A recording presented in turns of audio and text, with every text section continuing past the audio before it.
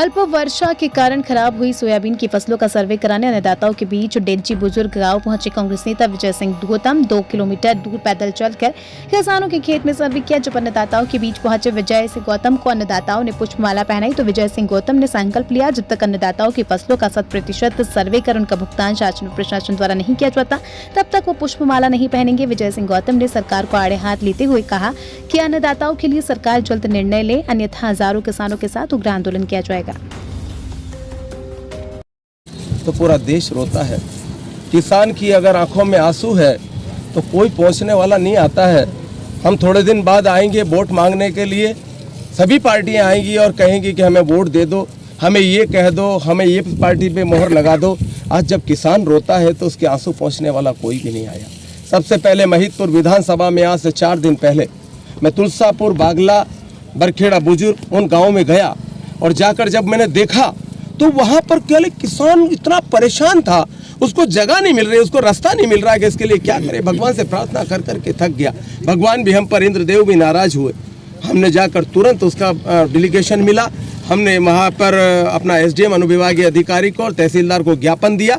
हमने कहा कि अगर किसान को उसका मुआवजा और उसका आकलन और उसका सर्वे अगर नहीं हुआ तो निश्चित रूप से हमको फिर एक अलग से कदम उठाना पड़ेगा। और मैं किसानों के लिए मरने को तैयार हूं, किसानों के लिए जीने को तैयार हूं। और किसानों का अगर दुख है और किसानों की आंखों में आंसू है तो मैं विश्वास दिलाता हूं कि अगर मेरी शहादत भी होती है, मैं शहीद भी होता हूं, अगर मरता भी हूं तो मेरे परिवार का नाम उन शहीदों की लिस्ट में आएगा जो किसानों के लिए अपनी जान देने को हुआ। ये किसान मेरी मरने के बाद भी पूजा करेंगे।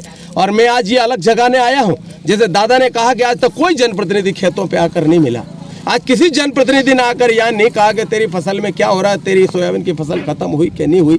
और मैंने ये कहा, जब मैंने उनसे अनुभाग अधिकारी से कहा तो उन्होंने कहा कि 19,000 केवल पटवारी अभी हड़ताल पे हैं और पटवारी हड़ताल पे से आएंगे तब जाएंगे। मैंने कहा पटवारी की जगह अगर गिरदावर है तो उनको भेजिए, कृषि विभाग का अमला ग्राम सेवक है तो उनको भेजिए।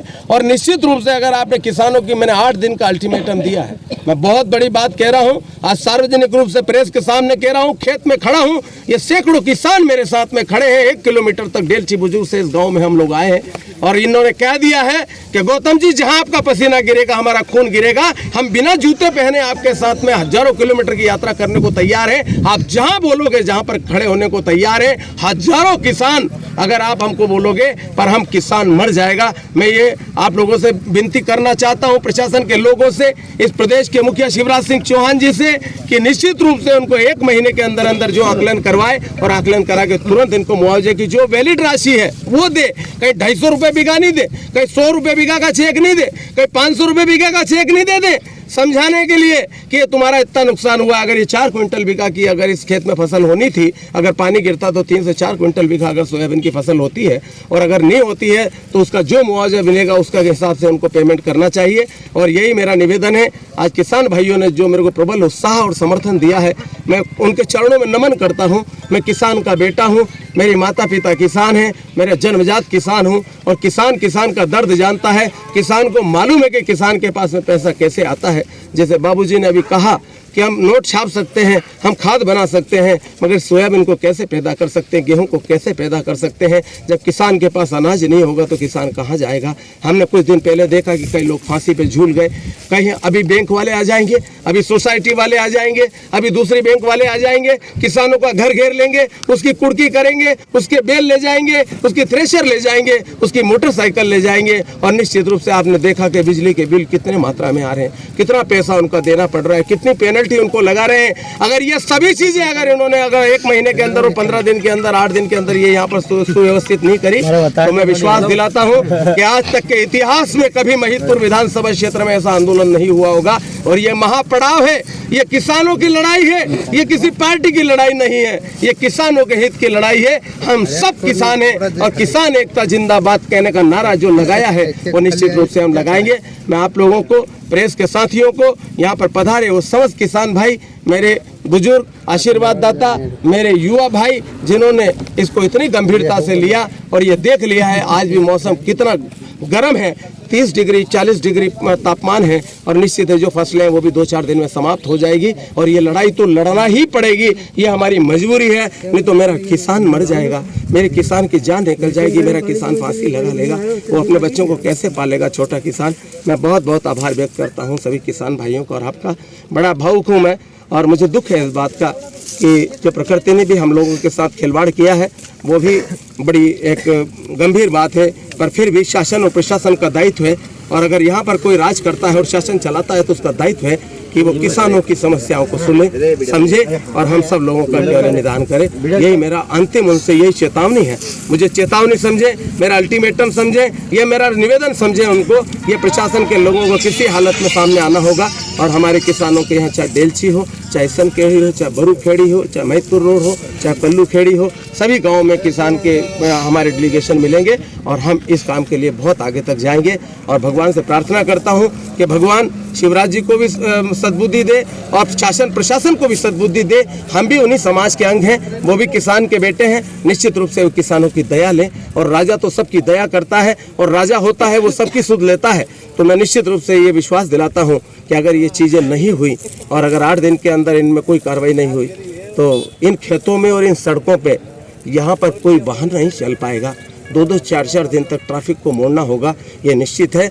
और उस एसडीएम ऑफिस का और अनुविभागीय अधिकारी का और उस महितपुर की एक एक गली का जहाँ से निकलना और जाना आना बंद है तभी जाके जू रहेगी। उसके पहले ही मेरा निवेदन है 8 दिन का, आपको मैं निवेदन कर रहा हूँ कि आप 8 दिन में किसी हालत में इनका आकलन कराएं। बहुत बहुत धन्यवाद। जय हिंद, जय जवान, जय किसान।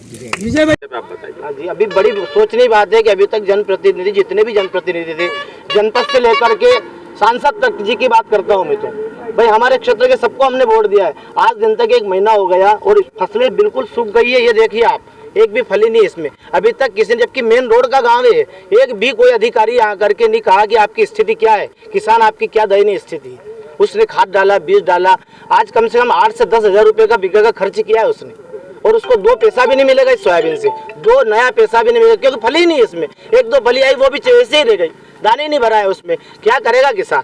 और अगर ये स्थिति रही तो आपकी स्थिति भी सुदृढ़ रहने वाली नहीं है, सरकार की भी अगर ये स्थिति रही ना, सरकार भी कोई सुदृढ़ नहीं कि अपनी नींव मजबूत है, दूसरा बदल देंगे क्योंकि जो सुनेगा किसानों की बस उसके साथ जनता है, किसान उसके साथ में, हम गौतम जी के साथ में, क्योंकि गौतम जी आज पहले व्यक्ति है कि हमारे पास आए आज। नहीं तो 1 महीना हो गया आपको जिता है ना, हमने आपको वोट दिए है ना, तो आपका फर्ज बनता है कि आप यहाँ आकर के तलाशी लो कि किसानों की क्या स्थिति हो रही है। इसलिए मैं चाहता हूँ सरकार से भी मेरा हाथ जोड़ करके निवेदन है कि किसानों की समस्या को समझे, हमारी समस्या को समझे और हमारी दयनीय स्थिति को समझे। अगर ऐसा नहीं हो कि किसान अपनी निजी ताकत पे आ जाए और वो बंद कर दे सब, अगर ये फसलें उगाना बंद कर देगा, गेहूं बोना बंद कर देगा, तो फिर आप कहाँ से खिलाओगे जनता को। आपके पास नहीं है, आपके पास तो भाई ऐसे रूम है, खेत में वही किसान ही मेहनत करता है, वही जनता ही मेहनत करती है। अगर उसने बंद कर दिया क्योंकि उसको घाटा पड़ेगा, 10 हज़ार रुपये लगा, उसको 10 पैसा नहीं मिला, तो वो कल आगे दूसरी फसल नहीं बोएगा क्योंकि है नहीं उसके पास व्यवस्था, पैसा उसको मर रहा है वो तो, क्योंकि साहूकार का कर्ज है, उसके पास बैंक का कर्ज है, उसके बाद और बिजली की ये स्थिति है कि 10 घंटे बिजली मिलती है, आज 6 घंटे बिजली मिल रही है, 10 बार जाती है दिन में, क्या चलाएगा, मोटर भी चलाएगा, उसके किसी के पास छोटे किसानों को कोई साधन भी है और मोटर चला रहा है तो उसके पास भी 4 घंटे बिजली मिल रही है, 10 बार बिजली जा रही है उसकी, बिजली का बिल नहीं भरा। और अभी सितंबर में 8-10 दिन के बाद में बिजली का बिल आने वाला है और नहीं भरेगा कनेक्शन कट जाएगा, फिर क्या स्थिति होगी।